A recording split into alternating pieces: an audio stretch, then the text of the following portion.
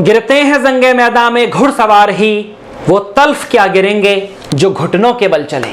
जय हिंद बच्चों, my name is doctor Gaurav Agarwal, academic head Major Kalchi classes. CDS का एग्जाम आने वाला है।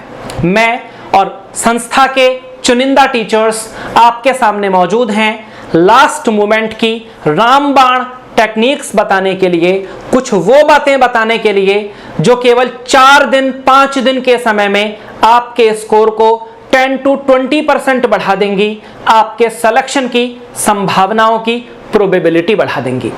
जैसा कि आप लोग जानते हैं, हमारा यूट्यूब चैनल समय अनुकूल मॉडल पेपर और प्रिपरेशन स्ट्रेटजीज अक्सर लेकर आता है।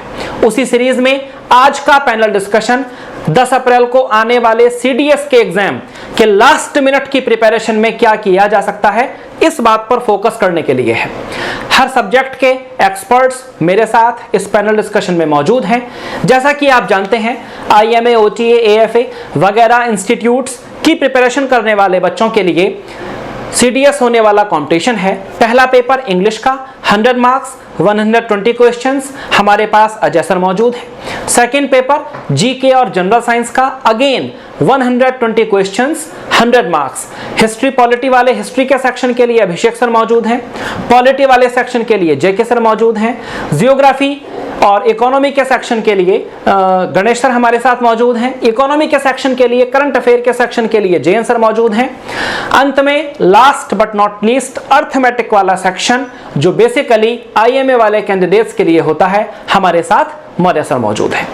लिहाजा अतिरिक्त समय ना लेते हुए सीधे आपके काम की बातों पर आते हैं और पैनल की शुरुआत करते हैं। सबसे बड़े सब्जेक्ट इंग्लिश, जिसके मार्क्स 120 क्वेश्चंस। अजय सर बताएं कि बते हुए 4 दिन 5 दिन के समय में बच्चा ऐसा क्या कर ले कि 10 to 20% कम से कम उसके मार्क्स बढ़ जाएं सर। तो थैंक यू सर। मैं इस बात पे फोकस करूंगा कि जो बचे हुए समय है उन पे स्पेसिफिक टॉपिक को कवर करें। जैसे अगर रीअरेंजमेंट ऑफ सेंटेंसेस या रीअरेंजमेंट ऑफ वर्ड्स की बात करते हैं तो रीअरेंजमेंट ऑफ वर्ड्स बहुत ज़्यादा इंपॉर्टेंट बन जाता है, क्योंकि इससे पिछले साल में जितने भी अगर प्रीवियस ईयर के क्वेश्चंस देखे जाएं तो उसमें 10 क्वेश्चंस डायरेक्टली पूछे गए हैं वर्ड से और 10 क्वेश्चंस पूछे गए हैं सेंटेंसेस से। उसके साथ साथ अगर देखा जाए तो कॉम्प्रिहेंशन सेक्शन, जिससे 10 क्वेश्चंस मिनिमम पूछे ही जाते हैं। ये बहुत ज़्यादा इंपॉर्टेंट सेगमेंट्स बन जाते हैं। साथ ही साथ हमारी जो लेक्सिकन की बुक है उसमें जो वर्ड पावर की प्रैक्टिस कर ले, वर्ड पावर सीखने के लिए तो आपके पास वक्त नहीं बचा, लेकिन अगर आप उसके क्वेश्चंस को आप एक बार फिर से प्रैक्टिस कर लेते हैं और साथ साथ कम से कम चुनिंदा 300 to 400 इडियम्स प्रोवाइड किए गए हैं, उसमें अगर उसको प्रैक्टिस कर लेता है बच्चा तो 10 जो क्वेश्चंस होंगे उनको भी बेहतर तरीके से अटेंड किया जा सकता है। और सर जो वर्ड आइडेंटिफिकेशन एक नए टाइप के सवाल आ रहे हैं जी जी, उन पर बच्चा कैसे सोल्व आउट करे अच्छे से, क्योंकि 10 सवाल उसके भी आने लग गए। हाँ, तो उसमें अगर बच्चा पार्ट्स ऑफ स्पीच बेहतर तरीके से पढ़ा है और कहीं ना कहीं डिफरेंशिएट करने में सक्षम है। जैसे अगर सबसे ज़्यादा क्वेश्चंस पूछे जाते हैं कि भाई बच्चा कंफ्यूज हो जाता है कि नाउन है कि एडजेक्टिव है कि वर्ब है, तो एक ही शब्द को हम कई तरीके से सेंटेंस में यूज़ कर सकते हैं। एक्चुअली अगर देखा जाए तो इसमें ये प्रैक्टिस के ऊपर डिपेंड करता है। मैं ये तो नहीं कहूँगा कि बच्चा अगर रूल याद करे तो रूल तो बहुत ज़्यादा टाइम लग जाएगा, उससे बेहतर होगा कि वो प्रैक्टिस कर ले। प्रैक्टिस के ऊपर निर्भर करेगा कि अगर सेंटेंस में वो सेंटेंस में आइडेंटिफाई करना सीख जाता है कि इसमें सेंटेंस में सब्जेक्ट क्या है, वर्ब क्या है। अब सब्जेक्ट के स्थान पे या तो नाउन आएगा या तो प्रोनाउन आएगा, उसके साथ साथ वर्ब है, अब वर्ब के स्थान पे या तो मेन वर्ब होगी या तो हेल्पिंग वर्ब, और इसी तरीके से ऑब्जेक्ट आते हैं। और ऑब्जेक्ट के साथ साथ आप एडजेक्टिव भी आ सकते हैं और सब्जेक्ट के साथ साथ एडजेक्टिव आ जा सकते हैं। तो अगर डिटरमाइनर्स बच्चा आइडेंटिफाई कर लेता है तो वो समझ पाएगा कि आप किस तरीके से आइडेंटिफाई कर सकते हैं। और सर बच्चा जब एग्जाम में बैठा हुआ होगा तो सबसे पहले उसे कौन से क्वेश्चंस को अप्रोच करना चाहिए? सबसे देखिए, जो सबसे पहले क्वेश्चन आसान लगे बच्चे को, जैसे अगर हम बोले तो स्पॉटिंग एरर में सबसे पहले एंटर नहीं करना चाहिए।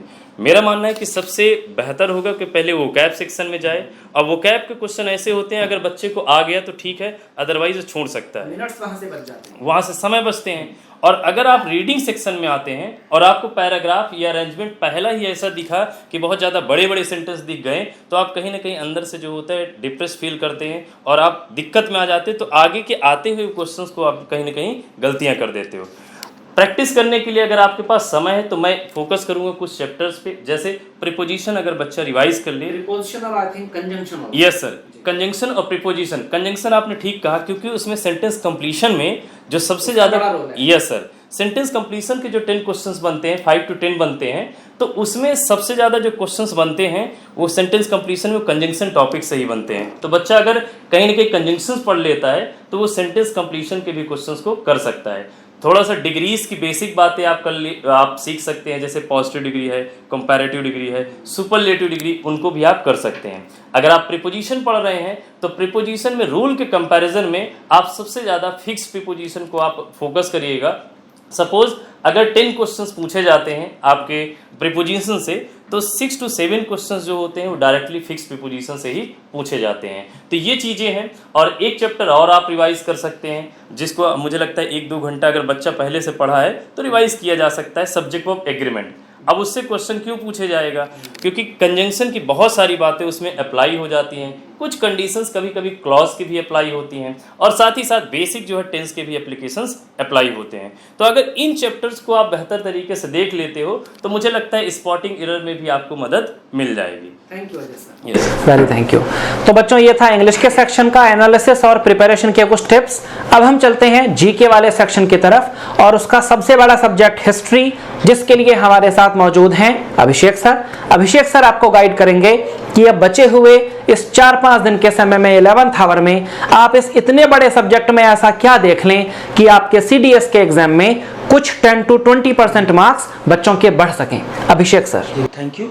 तो पहले तो सारे बच्चों को बहुत बहुत बधाई जिनका पेपर है 10 अप्रैल को, और पूरी शिद्दत के साथ एग्जाम को दीजिएगा, और कोशिश तो अपनी लास्ट क्षण तक करिएगा जितना बेहतर हो पाए, क्योंकि फिर जीवन में आपको मौका आगे मिले, अटेम्प्ट बचे कि ना बचे, उसके लिए भविष्य की चिंता को छोड़ करके वर्तमान देखिएगा और 10 अप्रैल को अपना बेस्ट दीजिएगा। चलिए, रही बात जैसा कि सर ने कहा, अभी हमारे पास समय बहुत कम है, तो क्या कर सकते हैं, PYQ प्रीवियस ईयर के क्वेश्चंस को करिए और देखिए कि जो सेंटेंस का अरेंजमेंट था यूपीएससी का वो किस किस टॉपिक में चेंज हुए। जैसे कि 2017 से 18 तक अगर आप देखेंगे प्रीवियस ईयर का पेपर सीडीएस का, तो आप एक चीज उसमें कॉमन पाएंगे कि हर टॉपिक से सीडीएस में एक छोटा छोटा प्रश्न आया हुआ है। लेकिन जैसे ही 2020-21 में आप क्रॉस करते हैं, एक नए इरा का जन्म होता है सीडीएस में, और क्वेश्चन को लेंथी कर दिया जाता है और एंशिएंट हिस्ट्री पूरी छोड़ दी जाती है।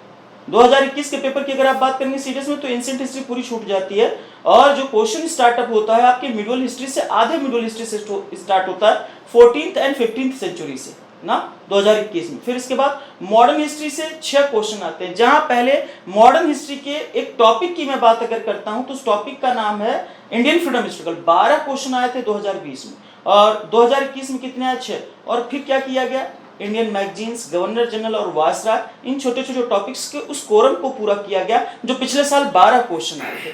तो मैं तो इस बार भी यही कहूंगा कि लगभग 2 साल का जो एनालिसिस रहा है उसके ऑब्जर्वेशन के आधार पे मैं कहूं तो मॉडर्न हिस्ट्री बहुत इंपॉर्टेंट है। अब इसका मतलब ये नहीं कि एंशिएंट मिडीवल आप नहीं पढ़ेंगे। कभी कभी क्या होता है, जो चीजें आसान होती हैं वो बहुत आपके लिए टफेस्ट भी हो सकती हैं। एंशिएंट का क्वेश्चन हो सकता है बहुत जटिल पूछ ले आपसे, तो मैं तो कहूंगा कि ancient medieval modern basic concept को जरूर क्लियर करिएगा। दूसरा, मॉडर्न हिस्ट्री में Indian freedom struggle, mutiny of 1857, advents of European, governor general viceroy, ये और सोशल रिफॉर्म मूवमेंट, ये जरूर से जरूर पढ़ करके जाइएगा। लगभग पिछले 7 सालों का ट्रेंड एनालिसिस बताऊं तो यहां से हर ईच एंड एवरी ईयर 5 से 6 क्वेश्चन आपको सीडीएस में मिलेंगे। ठीक है, तो मैं इसी बात के साथ अपनी वाणी को विराम दूंगा, और जितनी बातें मैंने बताई अगर आप ऐसा करते हैं तो मैं इंश्योर करता हूं कि जो एवरेज ऑन क्वेश्चंस आए हैं, 20 क्वेश्चन हिस्ट्री का आता है आपके यहाँ, लगभग अगर मैं बात करता हूं सीडीएस में, तो आप 16 से 17 क्वेश्चन आसानी से अटेम्प्ट कर पाए। हाँ, एक चीज और कहूंगा, जो मॉक टेस्ट मेजर कलसी परिवार ने कंडक्ट कराए थे ईच एंड एवरी संडे को, जो शेड्यूल्ड टाइमिंग थी, अगर वो क्वेश्चन पेपर आप करके जाते हैं तो आप ये पाएंगे कि 10 अप्रैल को मैक्सिमम क्वेश्चन वहां की भाषा से तो मैच करेंगे, या तो मैक्सिमम आपको मॉक टेस्ट का तो वीडियो सॉल्यूशन हमारे चैनल पर ऑलरेडी अवेलेबल है। जी, बच्चा उस वीडियो सॉल्यूशन को देख सकता है। सबसे पहले और फास्टेस्ट और सटीक सॉल्यूशन आपको मेजर कलसी परिवार पे मिलेगा। 10 अप्रैल की डेट को आप याद रखिएगा, पहले तो बेहतर करिए आप, फिर बाद में सॉल्यूशन मिलेगा। Thank you Abhishek sir. तो बच्चों, अभी तक हम बात कर रहे थे जीके वाले सेक्शन में हिस्ट्री वाले सेक्शन के लिए अभिषेक सर से, अब हम चलते हैं पॉलिटी वाले सेक्शन के लिए जे के सर के पास, जो हमें बताएंगे कि पॉलिटी जैसे एक नए सब्जेक्ट में कैसे आप अपनी परफॉर्मेंस को बढ़ा सकते हैं। जे के सर। Thank you sir. बच्चों, आप लोगों को आने वाले एग्जाम्स के लिए बहुत बहुत बधाई और साथ ही साथ बहुत बहुत शुभकामना कि आप अच्छे करो। लेकिन करने का मतलब ये नहीं है कि कुछ पार्ट्स ऐसे होते हैं जो बहुत बहुत इम्पोर्टेंट्स होते हैं और वह हिस्ट्री के लिए भी पार्ट हो सकता है। जैसे ये historical evolution of Indian constitution, वह हिस्ट्री का भी पार्ट है, पॉलिटी का भी पार्ट है।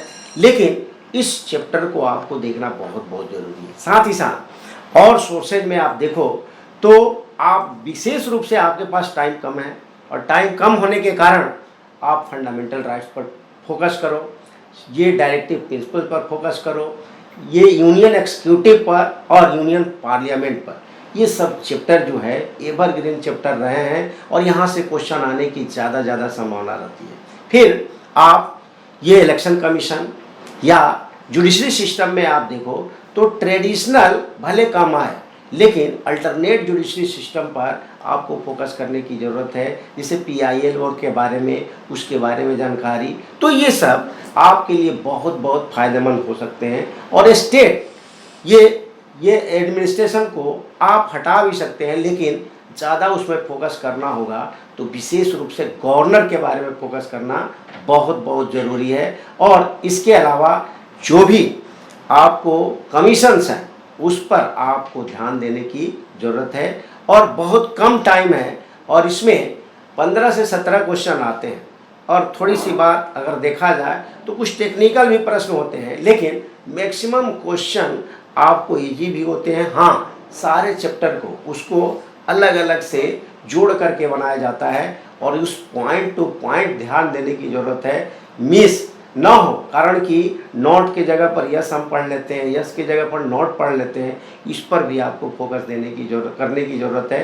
तो बस इतना ही, कम समय है, कम समय में ठीक ढंग से प्रिपरेशन कीजिए। और जो भी आपको MKC के द्वारा जो भी मॉक टेस्ट आए हैं, इसमें जो प्रश्न आए हैं वो ठीक ठाक प्रश्न हैं, उसको आप ज़रूर ध्यान दीजिए, उसको ज़रूर देखिए और अपने पर यानी करियर पर फोकस कीजिए। 10 तारीख का एग्जाम है, इस पर फोकस कीजिए। Thank you.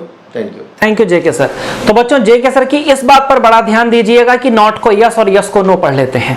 बहुत बार ऐसा होता है कि टेबल मैच करने के सवाल में या नॉट ट्रू या तो ट्रू पूछने के क्वेश्चन में हम ये मिस कर जाते हैं कि एक्चुअली ट्रू पूछा गया है या। अब हम चलते हैं इकोनॉमी और करंट अफेयर वाले सेक्शन के लिए आपके प्रिय JN सर के पास, जो आपको बताएंगे कैसे आप इकोनॉमी और करंट अफेयर में अपनी कैपेबिलिटीज को मल्टीप्लाई करेंगे।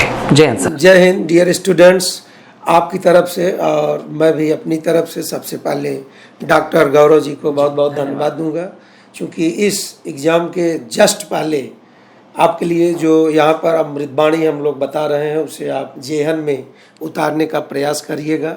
फिलहाल JS में अगर देखा जाए तो करंट अफेयर तो ब्रॉड तो बहुत है बेटा, लेकिन यहाँ पर हम आपसे यही रिक्वेस्ट करेंगे कि सारे विषय को तो आप एग्ज़ाम हॉल तक पढ़ते पढ़ते नहीं जा सकते हैं, लेकिन हमारे करंट अफेयर को अगर आप पढ़ते हुए वहाँ तक जा भी रहे हैं तो कोई बुराई नहीं है। दूसरा वही होगा। जी।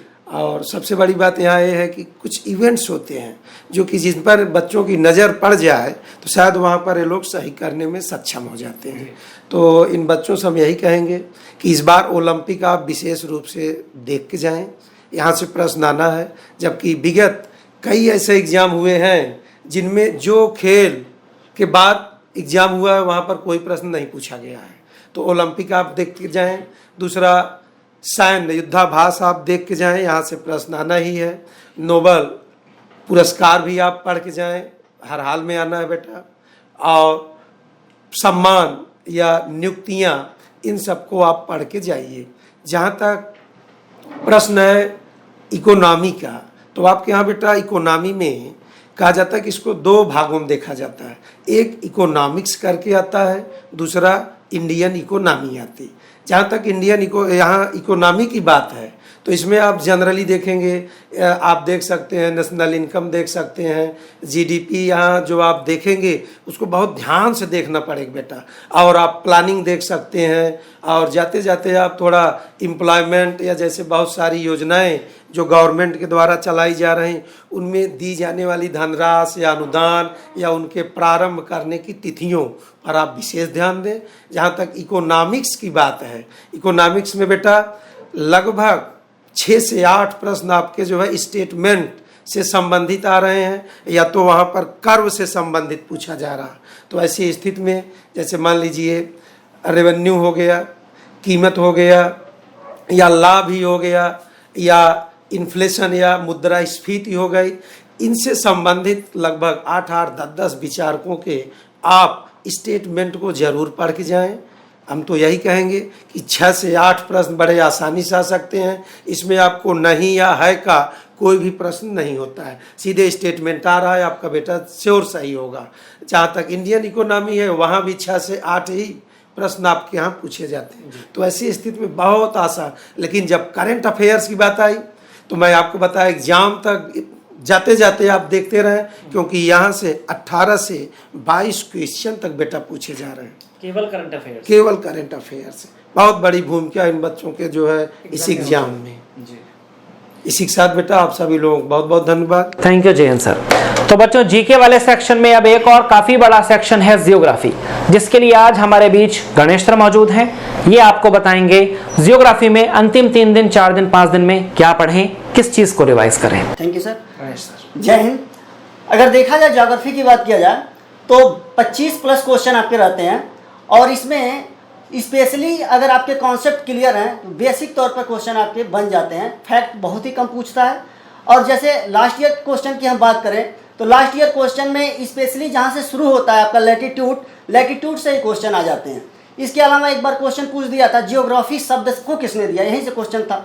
इसके बाद देखा जाए लैटिट्यूड को रिलेट कर देता है क्लाइमेट से। पिछली बार लास्ट ईयर क्वेश्चन था आपका, भारत में 4 जगहों पर 4 व्यक्तियों का को बैठा दिया था, जैसे ABCD करके, और पूछ दिया था कहाँ पर स्नोफॉल होता है। तो बेसिक तौर पर अगर लैटिट्यूड आप समझ रहे हैं तो वो आप कर ले जाते हैं। इसके अलावा लॉन्गिट्यूड पर आ जाते हैं तो वहाँ से समय निकालने पर क्वेश्चन होता है। इसके बाद अगर हम नज़र डालें तो डेनुडेशन पर क्वेश्चन होता है। डेनुडेशन पर देखा जाए तो किस तरीके से एवलांच की घटना हो जाती है। फिर से आपका देखा जाए आगे चल करके हम देखते हैं इरोजन में किसके द्वारा क्या क्या होता है। जैसे देखा जाए विंड के द्वारा क्या होता है, विंड के इरोजन से कैसे क्या बनता है। फिर देखा जाए डिपोजिशन लैंडफॉर्म या टोपोसिट, जैसे विंड के द्वारा हो गया, फिर रिवर के द्वारा हो गया, ग्लेशियर के द्वारा हो गया, यहाँ से भी क्वेश्चन पूछे गए हैं।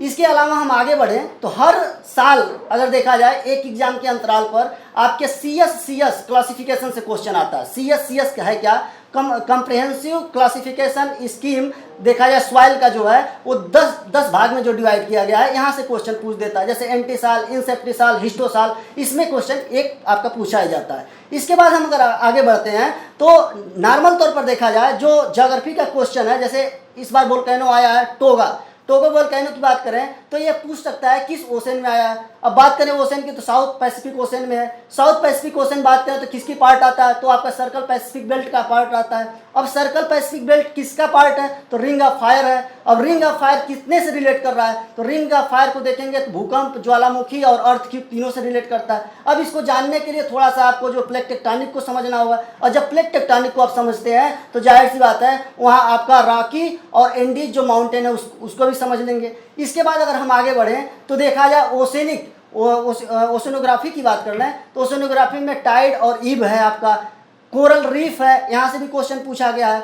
इसके अलावा सैलिनिटी भी इंपॉर्टेंस रखता है। और आपका आ जाता है ओशनिक करंट में स्पेशली किस कोस्टल रीजन में कौन सी ओशनिक करंट चलती है, ये आपका पूछा जाता है। फिर हम क्लाइमेटोलॉजी की तरफ इंटर करते हैं तो क्लाइमेटोलॉजी में अगर हम बात कर लें तो क्लाइमेटोलॉजी में स्पेशली आप जानते होंगे प्रेसिपिटेशन या रेनफॉल, यहाँ से क्वेश्चन पूछा ही जाता है। इसके बाद से क्लाउड में स्पेशली क्वेश्चन आपके बनते हैं कि किस प्रकार के क्लाउड से आपके लाइटनिंग होता है और थंडर स्टॉर्म की घटनाएं होती हैं। इसके बाद अगर हम आगे बढ़ते हैं तो इसी में क्लाइमेटोलॉजी में एक बहुत ही जबरदस्त आपका टॉपिक होता है Koppen climate. Koppen climate India से भी रिलेट करके क्वेश्चन पूछता है और वर्ल्ड से भी पूछ देता है। जैसे CS टाइप के दे दे, AF टाइप का दे दे, इसको आप जरूर देख करके जाइए। इसके बाद हम आगे बढ़ते हैं क्लाइमेटोलॉजी के बाद, तो एक नॉर्मली क्वेश्चन आपके पूछे जाते हैं। जैसे पिछली बार क्वेश्चन पूछा था एवलांच, हिंदी में भी एवलांच लिख दिया था, इंग्लिश में भी लिख दिया था। अब पूछा था ये घटनाएं कहाँ पर होती हैं, तो इसका अगर हिंदी देखा जाए तो हिमस्खलन होता है। इसको भी आपको बेसिक तौर पर कॉन्सेप्ट क्लियर है तो समझ लेंगे। फिर से आगे बढ़ें तो ड्रेनेज सिस्टम से क्वेश्चन पूछा जाता है। ड्रेनेज सिस्टम में स्पेशली जो ड्रेनेज सिस्टम है आपका कॉन्सिक्वेंट और इनकॉन्सिक्वेंट में सुप्रीम पोस्ट और अनटेसिडेंट रिवर, ये मेन टाइप के रिवर होते हैं, यहाँ से क्वेश्चन आपका पूछा जाता है। इसके अलावा भारत की जो मेन रिवर हैं उनकी ट्रिब्यूटरी भी आप देख करके जाइए। खास करके देखा जाए ब्रह्मपुत्र है, इंडस है और गंगा है, इनके बारे में क्वेश्चन पूछा जाता है। साउथ की जो मेन रिवर है, साउदर्न पार्ट में देखा जाए पेनिनसुलर जो पार्ट है उसमें कौन सी अरेबियन सी में गिरती है और कौन सी बे ऑफ बंगाल में गिरती है। ये पैटर्न कभी कभी नॉर्थ से साउथ या साउथ से नॉर्थ की तरफ पूछ लेता है। फिर से हम बात करें इन्वायरमेंट इकोलॉजी का जो सेक्शन है, यहाँ से भी अच्छा खासा क्वेश्चन पूछा जाता है। अब इन्वायरमेंट इकोलॉजी में हमें क्या ध्यान रखना होगा, इन्वायरमेंट इकोलॉजी में जैसे बायोडाइवर्सिटी है, फिर से बायोडाइवर्सिटी के बाद हम देखें तो उसमें रामसर साइट है और इसके अलावा हॉट स्पॉट है। अब देखा जाए इनको विश्व के को ध्यान में रखते हुए, वर्ल्ड को ध्यान में रखते हुए इंडिया से भी रिलेट करना है। इंडिया में देखा जाए biosphere reserve, wild life sanctuaries, इसके अलावा देखा जाए नेशनल पार्क, इनमें क्या वेरिएशन हो रहा है, कहाँ पर कौन सी स्पेसीज इंडेंजर्ड है। इसके अलावा देखा जाए तो भारत में जो आपके लोकेशन है वो साउथ इंडिया के जैसे मेन टाइप के आपके जो लोकेशन है, जैसे बाबा बुदन हिल्स हो गया, आपका नीलगिरी हो गया, ये सब जगह पूछ देता है। जैसे मान लीजिए दक्षिण भारत में अभी एक मूवी आई थी आपकी पुष्पा करके, उसमें एक जंगल का बात किया गया था शेषाचलम, तो वो पूछ चंदन के पेड़ मिल रहे थे। वो जी सर, थैंक यू सर। तो अगर वो देखा जाए तो वो कहाँ पर है, इस तरीके से भी क्वेश्चन आते हैं। तो अगर इतनी बात को आप ध्यान में रखते हैं तो जाहिर सी बात है 25 प्लस क्वेश्चन आप जो पूछा जाता है उसमें से मैक्सिमम क्वेश्चन आप कर लेंगे। Thank you Ganesh sir. तो बच्चों ये आपने ज्योग्राफी की प्रिपरेशन का एक ट्रेलर देखा। अब हम चलते हैं जीके का अंतिम section general science. General science जिसके की अंतर्गत मुख्य रूप से 3 विषय आपको मिलेंगे, फिजिक्स, केमिस्ट्री एंड बायोलॉजी। इन 3 विषयों में किस चीज को देखकर जाएं ये जय विजय सर बताएंगे। जय हिंद सर।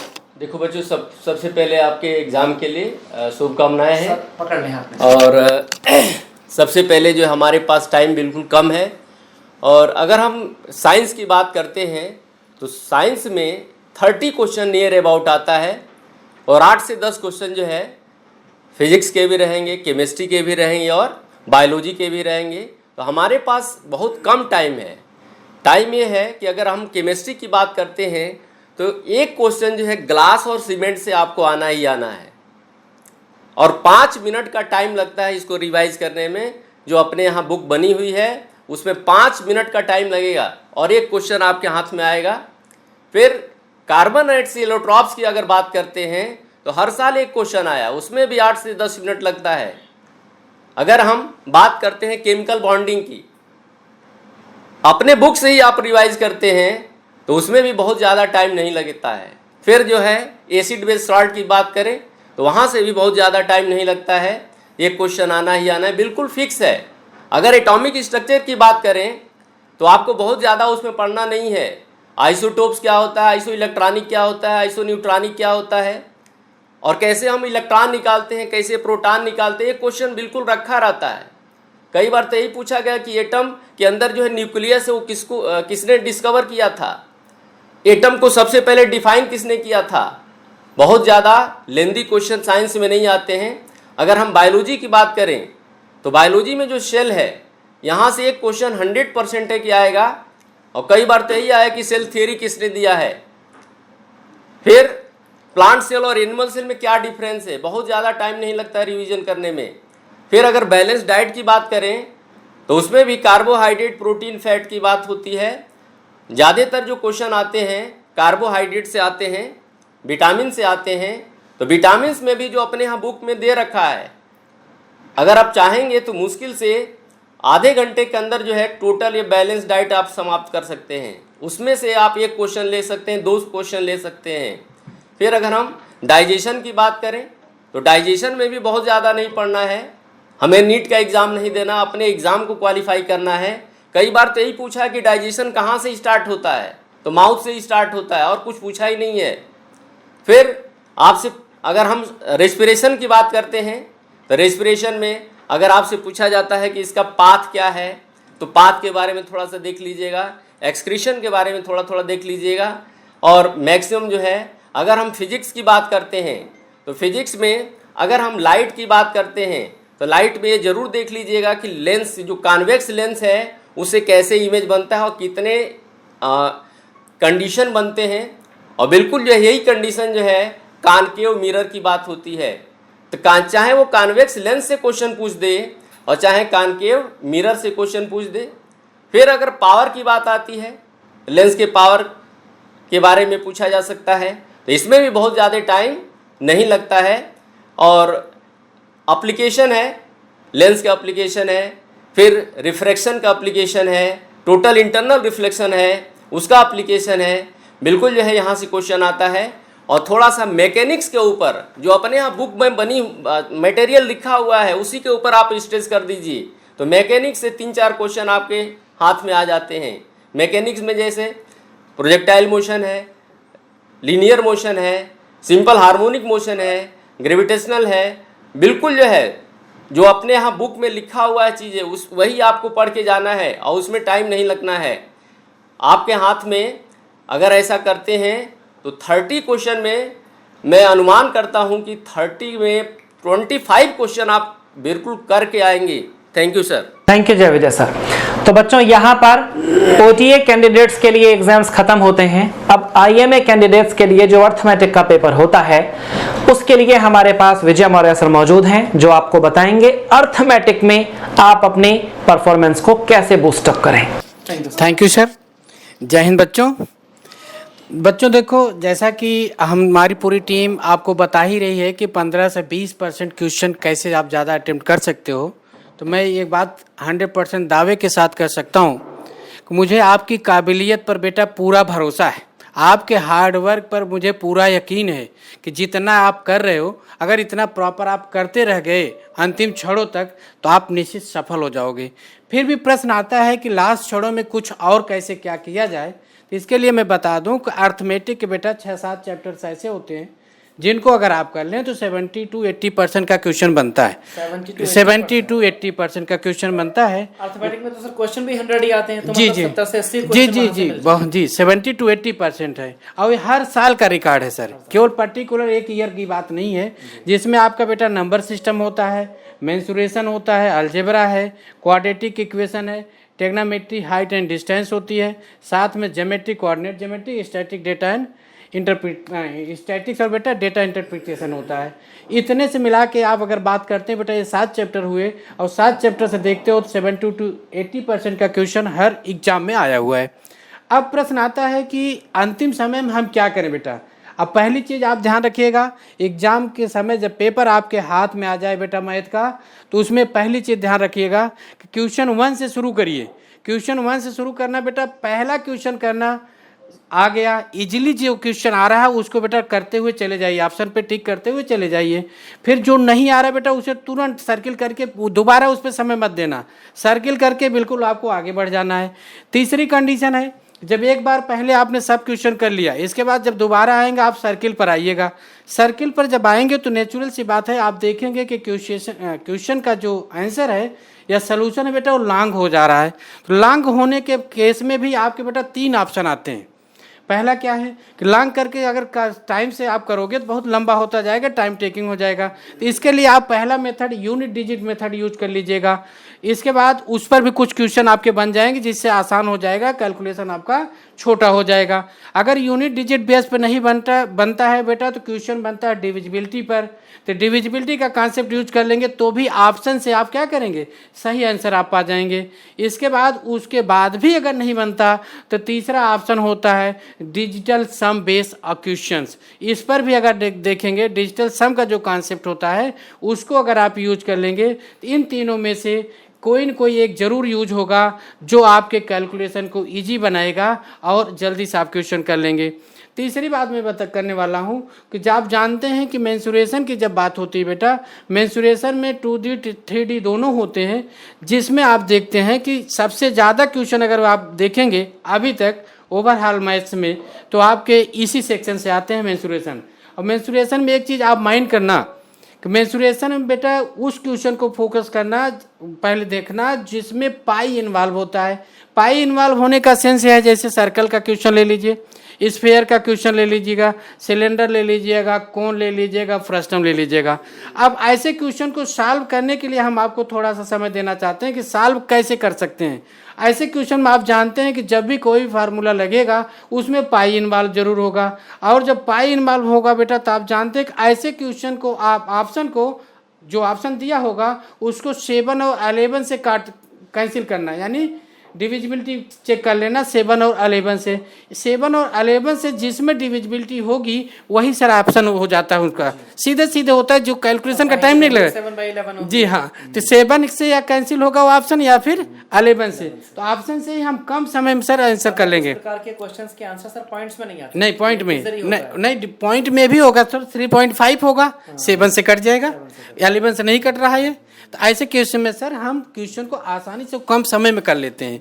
और ये सर मैथमेटिक्स का सबसे इम्पोर्टेंट चैप्टर है, जिससे हमारा सर ऑन एवरेज लगभग 20 क्वेश्चन आते हैं। और ये 20 क्वेश्चन ऐसे हैं जो 3 और 11 के मतलब हाँ 3 और 11 से भी ज़्यादा कटने वाले आ जाते हैं, यानी इजीली कर सकते हैं ये चीज़। अब इसके बाद बात हम करने जा रहे हैं बेटा कि देखो अभी एनालिसिस करना बेटा, पिछली साल जो स्टैटिक्स और डीआई में हम पढ़ते हैं उसमें हमने देखा था डीआई के क्वेश्चन आए थे। डीआई के क्वेश्चन लगभग बेटा 8 से 10 टोटल 10 क्वेश्चन आया था, 7-8 क्वेश्चन लगभग से डीआई से थे।